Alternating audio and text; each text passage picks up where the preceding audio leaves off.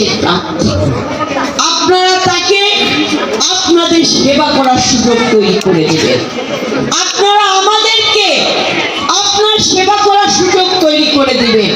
তার জন্য আপনাকে ভোট কেন্দ্রে যেতে হবে। আপনি যদি মনে করেন আপনি ভোট কেন্দ্রে না গেলেও বিএনপি পাশ করে যাবে, গৈশ্বরবাবু পাশ করে যাবে, আপনি এই ভুল কখনো করবেন না। এই ভুল কখনোই করবেন না। কারণ এবারে লড়াইটা কিন্তু হবে দেশ রক্ষার লড়াই, গণতন্ত্র পূর্ণ প্রতিষ্ঠার লড়াই। এবারে লড়াই হবে আমাদের আগামীর ভবিষ্যৎকে নিরাপদ করার লড়াই।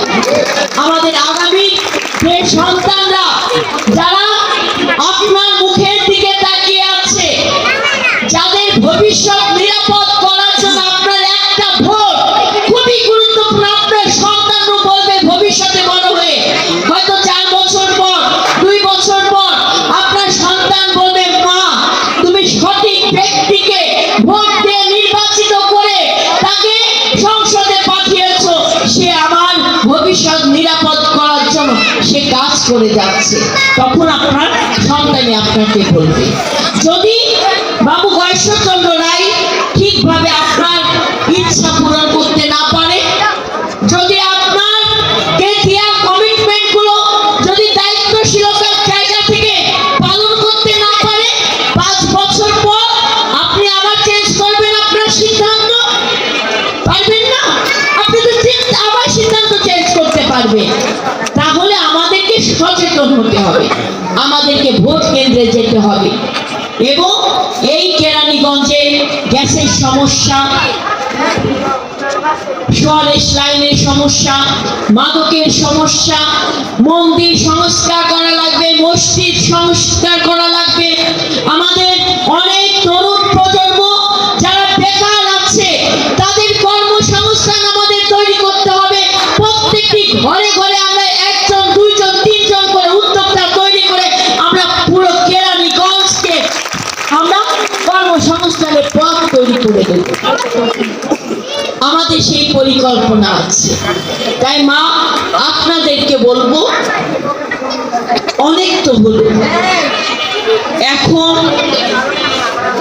কোন ব্যক্তি কিংবা কোন মাতবরের উপর কিন্তু আপনার সন্তানের ভবিষ্যৎ নির্ভর করবে না।